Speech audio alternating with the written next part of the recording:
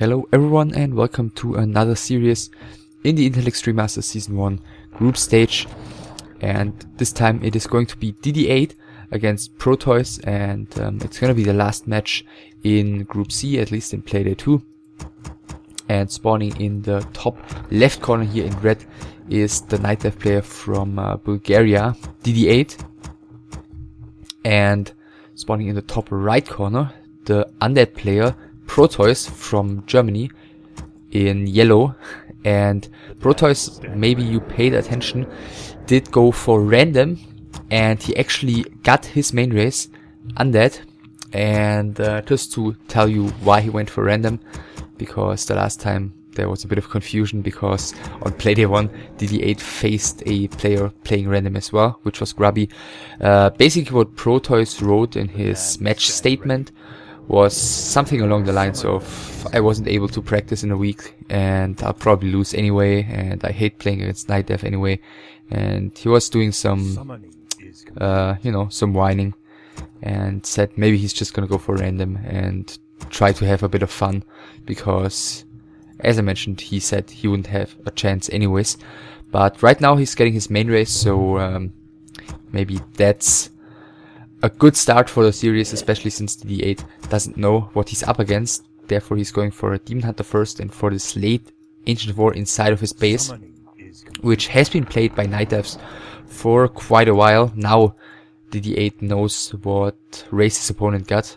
Of course, the Wisp scouting in the wrong direction here didn't help him at all. And this basically is just a safety measure to be able to get a couple of archers out, especially against the ghoul pressure, which we could see here because Protois of course is going ghouls. And Death Knight a little bit later than DIDI8's Demon Hunter, and DIDI8, as he's only gonna have this Demon Hunter, I'm assuming he's gonna run straight to the Undead base and check out what's going on there, keep track of his opponent, potentially, distract him or harass him if he wants to start creeping, or, see as quickly as possible when ghoul pressure arises and maybe delay that for a little bit. So DK is out, Chop's gonna finish. Other than that, a couple of ghouls. Okay, Demon Hunter actually already decided to skill Mana Burn. Usually it's the Undead who decides first what to skill, but in this case the Death Knight, okay, now he has skilled the Aura, selling the Town Portal, getting Dust and Rod of Necromancy, and pulling 6 ghouls right now, 7th one in production, and he's getting a second crypt, so we're probably gonna see an all-in here by the Undead player. And he just built this as his opponent was walking away, but he still saw it, and the Wisp is coming in as well, and now he's definitely gonna know what's about to come here, but at the same time surround on the Demon Hunter, and he decides to Town Portal immediately, so doesn't wanna lose the hero here, even though it's only level 1, doesn't wanna have the few seconds without hero, and he's immediately getting 2 additional Ancients of War.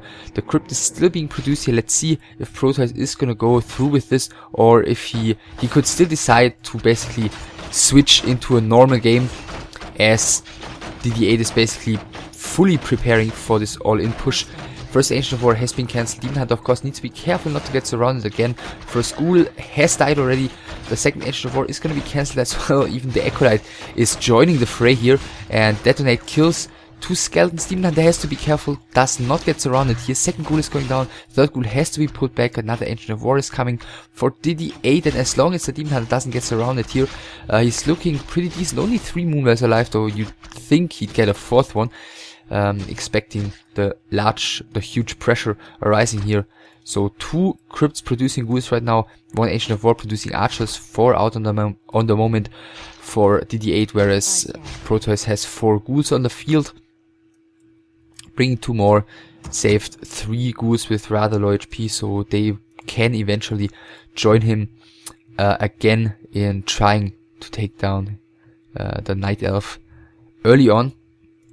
DIDI8 pretty confidently apparently taking towards the 2. Second Ancient of War is up, so he can start archer production, or he can get into more heavily archer production even.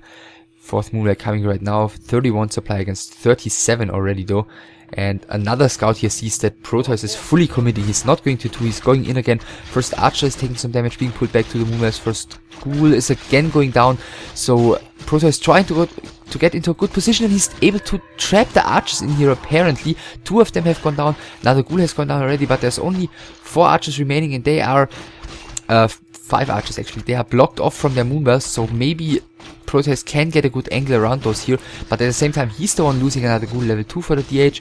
Archer being shadow melted here, but Dust has already been used. Demon Hunter skilling Immolation second, as of course the Mana Burn is completely useless against the Demon Hunter, against the Death Knight level 1. Another Archer has gone down.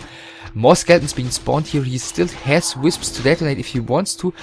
Protois at the moment just fully ignoring the Demon Hunter, and he's getting the kill on more and more of the Archers. Not a good detonate here. Still 1 Skeleton alive.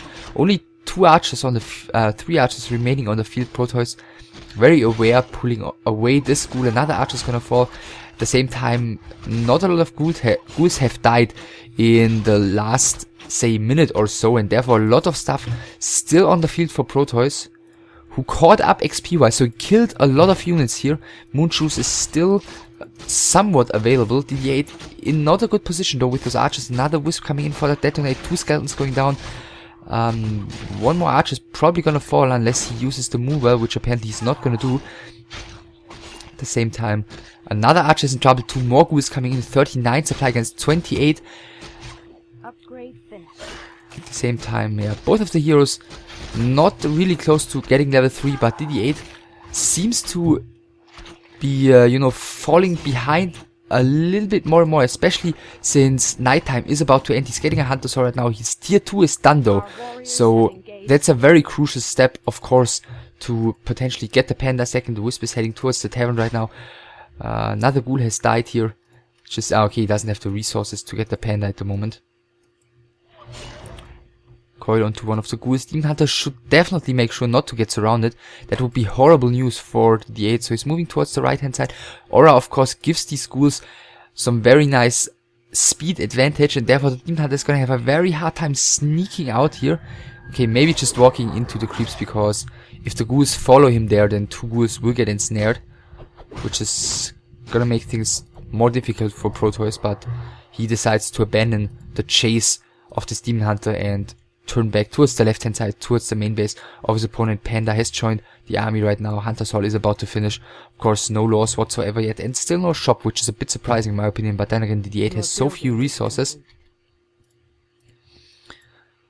Protois, by the way, oh, he's teching. Okay, he's getting tier 2 as well, soonish, as well as the graveyard, so he'll be able to go into Gargoyle production, so not committing fully. He's done plenty of damage, of course. So the Ancients of Lore are gonna be delayed by a lot. And also the Panda, you know, getting crept up will take a while, because Protois with a number of Ghouls can apply a lot of pressure towards his opponent, and, you know, has more or less map control at the moment. Okay, Panda and Demon Hunter are moving out. So still no overseers left, but as you can see, DIDI8 is not gonna wanna engage straight up. Breath of Fire probably going into the Ghouls here, but only level 1, so it's not doing all that much. And level 3 for the Death Knight, Ring of Protection plus 2 for him is not going to satisfy him. So dual Ancient of Lore as well as the shop, and now DIDI8 also is aware of the Gargoyle production that has already started with detonated here. 2 Ancients of War can move out of the base right now. Maybe this one down to the lab, and this one, well, at first he's gonna have to hold the next pressure. But then again, with the Archers in the back and the Breath of Fire and the level 2 Demon Hunter, he should be doing just fine in defending his main base. Therefore Protois is falling back for now. Gargoyles are getting closer to the Night Elf's main base. First Ancient Protector is being built already, and with the number of archers he's got right now, with the range upgrade, he shouldn't have any trouble in dealing with those gargoyles. Therefore Protois putting them back rather early on. He's still going for the Ancient Protector, but now putting back. Okay, that was just a little micro mistake. At the same time continues creeping his DK. Gargoyle number 3 and 4 joining the first 2. Another Ring of Protection for him. and Ancient Protector is finished, so the Gargoyle Harassment is basically not gonna do anything here. Research complete. First Dryads are in production, Wisp is being healed properly and now pulled towards the AP. And Protois using the time, he's getting a Necropolis very far outside of his future expansion, which he's apparently going to take soon, losing a Ghoul here to the creeps. At the same time, the Ancient War has moved towards the mercenary camp. Second Ancient War is sitting right next to the lab, so a lot of creeping is going to come in for the Night Death player, whereas Protois is really taking a lot of damage by those creeps, for some reason not killing the Forest Road Trappers first, which definitely deal the most damage. Another Ghoul's going down. So Protois is pretty sloppy here, level 4 DK at least, and a very quick expansion for him. And unfortunately for DIDI8, he recently detonated his Scout Wisp here, so he might not scout this for a pretty long time. Death Knight got another Ring of Protection, so +7 armor for him. I'm assuming he might get rid of those eventually, and Tome of XP for the Panda, as well as the Sobi Mask, so probably, yeah, pretty much perfect item drop here for DIDI8. Getting the Panda over level 2.5 already. Demon Hunter is level 3, so he's probably not gonna wanna creep too much with that one in the near future. Gargoyles continue harassing, but still aren't doing any damage, basically. Death Knight could kill a Wisp here with one of his cores. Now he's out of mana. Got a bit of XP. I mean, lumber-wise, it's not looking too bad for DIDI8. He's getting his tier 3 on the way. He's got his lures up. He's got most of his lumber investment done already. Getting a shredder, nevertheless. The Ancient of War is probably gonna fall, but he did his job. I mean, eventually he could have walked over here, but it's not a horrible loss for DIDI8. And in return, he's gonna get the kill on another Gargoyle, so that was already worth it. In the meantime, more Gargoyles being produced. Tier 3 about to be done for Protois, so even ahead of his opponent in that aspect. Expansion starts running.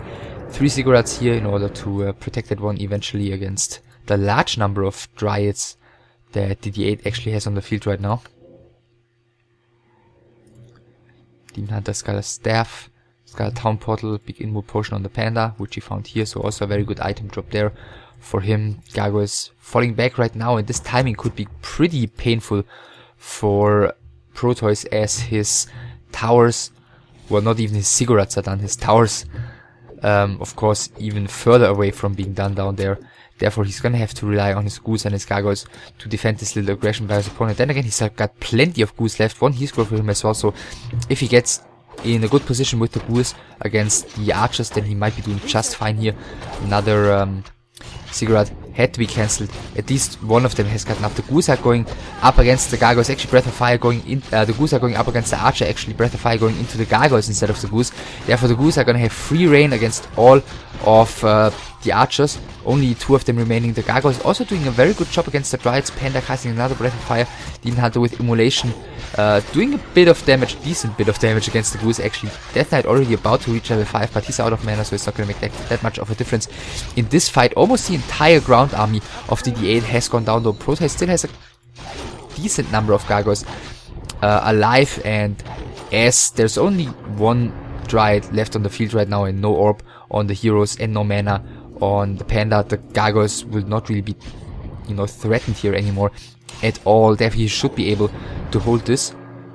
And the Panda needs to make sure to get away as quickly as possible here, because the Nerubian Tower is about to finish. He gets 1 shot off on the Panda. A bit of slowing, but I think he should get out of there.